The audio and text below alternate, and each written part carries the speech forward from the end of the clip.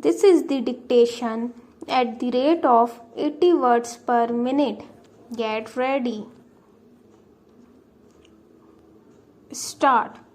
It was a beautiful night. Although it was very warm, the air was clear and it was possible to make out the distant line, the higher land to the east. The leaves moved a little as the night air played among them, and we could hear the sounds of the movement as we walked along. Para. The fireflies were out in their hundreds, and their light came and went as they flew along.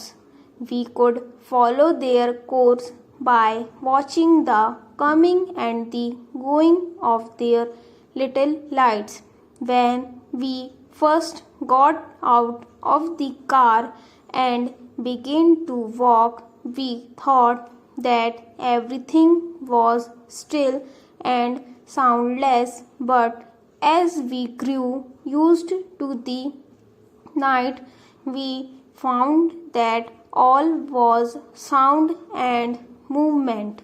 Masses of little living things were on the move, and they all in turn gave voice to their desires or needs as they went on their way, perhaps looking for food, perhaps to be still. Para. It was dangerous, people said, to walk about after night had fallen. Animals were out under cover of the night and would not be seen until it was too late. The great water-loving animals who kept in the water by day came on land at night, and with their great heavy bodies they could overturn a car. They could run too, and it would be very difficult for man or woman to move quickly enough to get out of their way once they charged. Para. Just stories. We thought you would not get these happening so near to houses and a town, we said. It was only a small town, but still it was a town, and one did not in these days get charged by animals in streets and among houses. Para.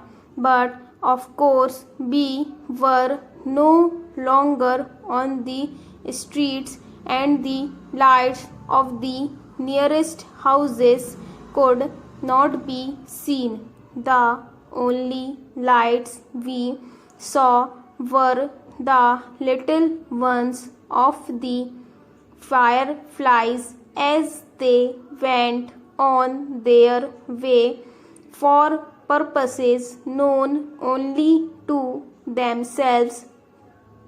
It was the kind of night on which anything could happen, for not often in life are nights quite so perfect, quite so cut off from all that is real and earthly.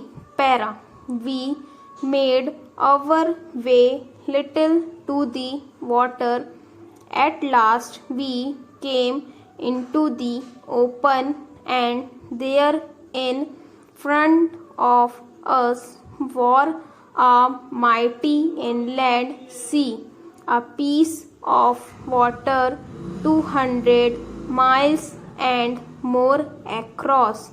The water was still and was touched by little points of little copied from the millions of white bodies